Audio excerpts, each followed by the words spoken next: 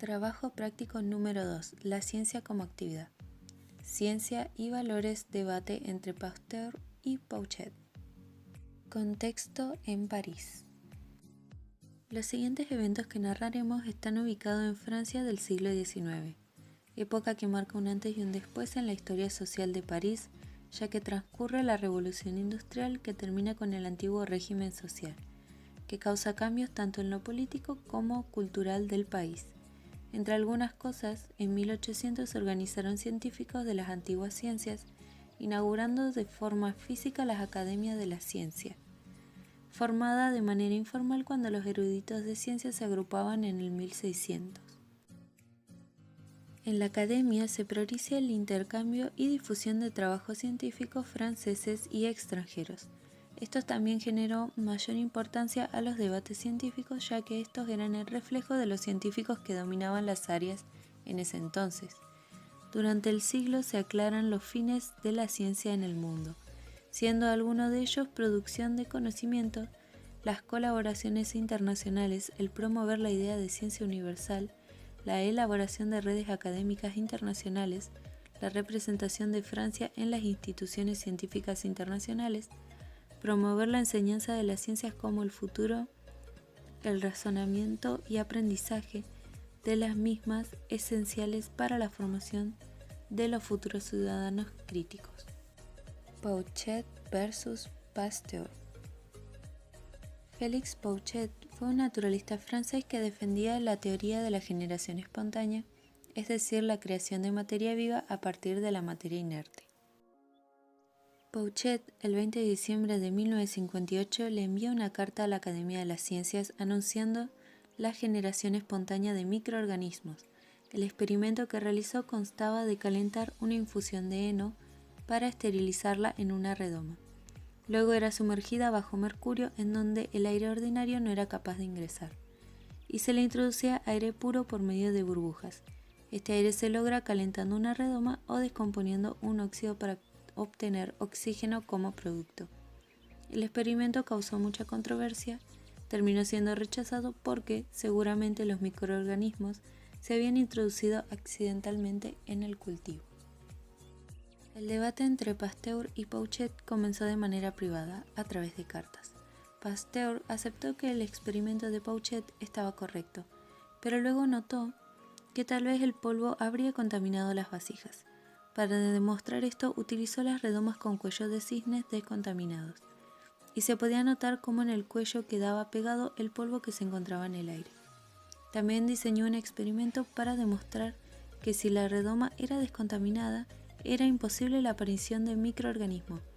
Utilizó estas redomas con cuello de cisne y preparó una infusión de levadura, y la selló en diferentes lugares.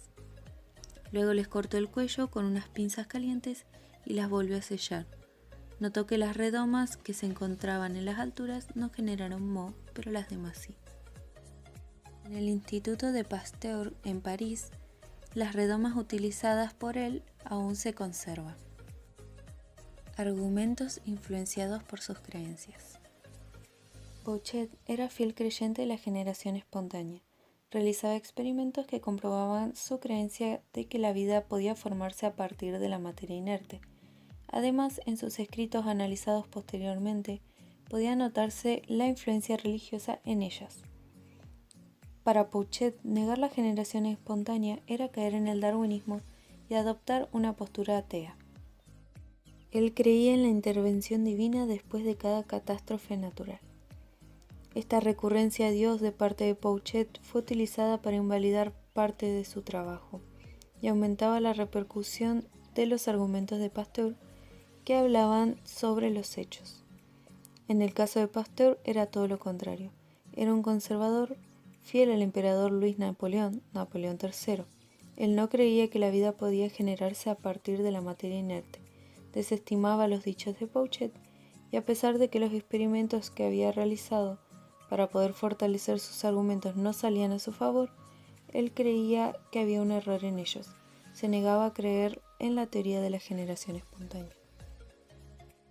Cuando realizaron los experimentos anteriores, podemos notar cómo modifican todas las condiciones para que refuten sus propias hipótesis. A pesar de ser el mismo experimento, llegaban a diferentes conclusiones, que claramente tenían que ver con sus propias creencias. El rol de la Academia de las Ciencias y la comunidad científica.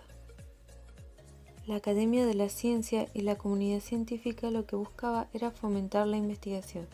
Por eso estableció un premio para obtener nuevas cuestiones sobre la generación espontánea. Los experimentos se realizaban frente a una comisión y darían su opinión de lo que se observaba. Se dice que la mayoría de las personas que conformaban esta comisión no eran simpatizantes de la teoría de la generación espontánea. Pouchet y sus colegas junto a Pasteur se presentaron a esta competencia. Pouchet no se encontró interesado en realizar la experiencia con té de heno. En ese caso, Pasteur hubiera salido perdiendo, debido a que las infusiones de heno son esterilizadas a más de 120 grados centígrados, y él había propuesto la esterilización a 100 grados centígrados. Los miembros de la comisión desacreditaron el experimento de Pouchet. Además, mostraron su apoyo a Pasteur desde antes de realizar el experimento y comenzar el debate. Por eso este decidió retirarse de la competencia y rehacer el experimento de Pasteur. En su caso, las redomas resultaron contaminadas, pero él utilizó limas para cortar los cuellos. Pouchet pidió a la Academia una nueva comisión para poder presentarse y debatir el experimento que obtuvo con resultados diferentes. Pero en la nueva comisión ocurrió lo mismo que en la anterior. No eran simpatizantes de la teoría de la generación espontánea. Incluso uno, llamado Ballard, era el que le había sugerido a Pasteur que utilizara los cuellos de cisnes. Pasteur no tuvo inconvenientes en volver a realizar el experimento. Este ocurriría el día 22 de junio de 1864. En el Museo de Historia Natural en París, pero Pouchet decidió no presentarse y la comisión falló a favor de Pasteur. Podemos notar que las comisiones, al no ser partidarias de la teoría de la generación espontánea, no le dieron la oportunidad a Pouchet de realizar el experimento. Dentro de la ciencia es importante el rol que juegan los demás modelos y experimentos que se presentan. Aunque no sea el más ajustado a la realidad, podemos encontrar detalles que ayudarán a crecer en nuestras hipótesis, a cuestionarnos e incluso a pensar otros sucesos. Un ejemplo de esto es el descubrimiento de las esporas a raíz del experimento de Pouchet. A modo de cierre, queremos agregar que actualmente la teoría de la generación espontánea se encuentra obsoleta. Aún así nos dejó una gran herencia. Se promovió la búsqueda de respuesta y el intercambio académico y se dio lugar a ver las cosas diferentes.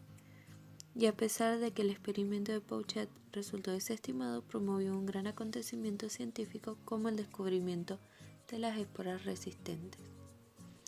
Y también, para agregar, el legado del Pasteur nos dejó una gran comprensión de los procesos biológicos fundamentales. Vivimos más años y con mejor calidad gracias al trabajo de este químico.